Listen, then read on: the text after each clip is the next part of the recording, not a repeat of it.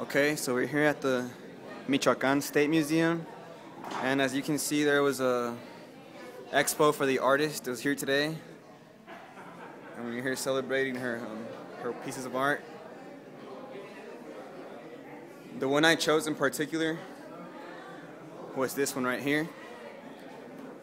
The name of it is called Mujer Virtuosa, which in English translates into virtuous woman.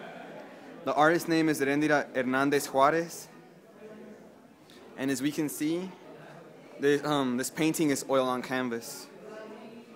The subject matter, as we can see, is history because of the outfit that the woman is wearing, and daily life because it's of the studying and the books would represent. This artist, from plain view, we can see has a colorful technique. And we can see that in all the orange, the green, all the bright colors. She used contour lines and then filled them up with oil paint. The value, well, we can say is chiaroscuro because as we can see, she used the technique of the European artists. She darkens it on one side, makes it brighter on the other one. You can tell that by the shade on her arms. This is an open palette because it has more than 4 colors. You can see green, brown, black, yellow, blue in her dress. The texture, well, the dress seems soft, and the clothing, they all seem soft. The animal fur, it looks really smooth. Her skin looks smooth. Even the leaves, the grass, the tree, no, not the tree, but the leaves on the tree, they all look smooth. Only the bark looks rough. This is a combination of a warm and a cold palette because there's warm colors, but at the same time there's cool colors. Patterns, well, we can observe there's a pattern in the tree leaves, the fern that's in the bottom, and the grass that's growing there too. It has an organic shape because it's a natural one. And I once read that artists use triangles so that a painting can stand out more, the image in a painting. And if I look at it, I can form a painting with my finger. Like, you can see it's a big triangle, and I think that's what draws our attention more to this painting. As we can see, it's a two-dimensional art piece. The image is closer, and the trees in the background seem farther, so that's like the space. It makes like a horizon in the back. The balance, I would say it's approximate symmetry.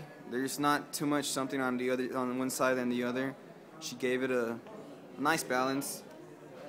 The rhythm, well, I can see rhythm in the flowers on her head and the dress, and the bottom part of the dress with the lines. I would say the proportion for this woman is natural, but I can't make to seem of the little baby deer that's on the bottom. It looks kind of smaller than it should be, but maybe she did it like that so it wouldn't stand out more. So there's a curious thing about this piece. Before I asked the artist, before I knew she was coming here today, my guess what my representation was of this painting is that it's a woman that represents a woman in society that's advancing without losing her culture, because we can see she has a traditional Mexican Indian outfit. Well, my surprise was when I met the artist. She came and she was actually cool enough to explain to me what was the meaning for her in the painting, and what I hadn't seen is she told me it's how virtue grows. And as you can see, there's larvae right here. There's eggs. Then it turns into larvae. Then it goes into a butterfly. Then she said it goes into her stomach, which transforms the whole thing into a woman with virtue. I asked her why the woman is dressed like that, and she told me that what my guess was right. Is like she wants us to women not to forget our tradition. Like, they shouldn't be ashamed of our culture, which is why she put the outfit like that. She surrounded the woman by nature so we can relate it to peacefulness.